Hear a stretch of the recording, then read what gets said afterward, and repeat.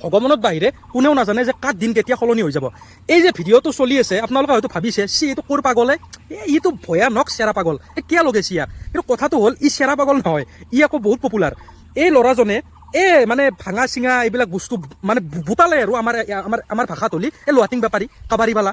তো বেয়া জোতা বেয়া কাপোৰ সেইগিলাখান লৈ পেলাই সি তাৰমানে কিবা এটা ডিজাইন বনায়, কাপোৰ পিন্ধে জোতা পিন্ধে, মানে সি সেই বেয়া বস্তুগিলাৰ পৰাই ডিজাইন বনাই পেলাই 30 দিনৰ ভিতৰত মাত্ৰ 19টা পোষ্ট আপলোড কৰিছে ইনষ্টাগ্ৰামত আৰু 10 লাখৰ ওপৰত ফলোৱাৰ। আৰু ইয়াৰ প্ৰত্যেকটা ভিডিঅ' 60 মিলিয়ন 80 মিলিয়ন 100 মিলিয়ন এনেকুৱা ভিউজ আহে। আৰু ইনষ্টাগ্ৰামে তাক পাৰ্চনেলি মেছেজ কৰিছে, তাৰ এটিটিউডটো ভাবক আকৌ, সি ৰিপ্লাই কৰা নাই। সেইকাৰণে উপায় নোহোৱা হৈ ইনষ্টাগ্ৰামে তাৰ ভিডিঅ'ৰ কমেণ্ট কৰিব লগা হৈছে, তাৰ ভিডিঅ'ৰ তলত কমেণ্ট কৰিছে, মানে ইনষ্টাগ্ৰামৰ মেছেজো সি ৰিপ্লাই কৰা নাই। ভাবক তো এতিয়া কওক এই ভিডিঅ'টো ফাল্টু না?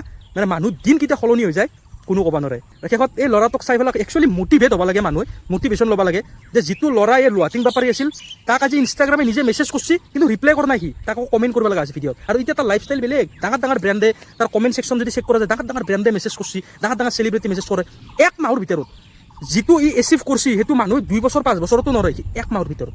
গতিকে বেষ্ট অফ লাক। কেতিয়াবা আমিও কৰিম, কষ্ট কৰি যাই আছোঁ, গ্ৰ' কৰিম। ধন্যবাদ। জয় অসম, জয় জুবিন দা।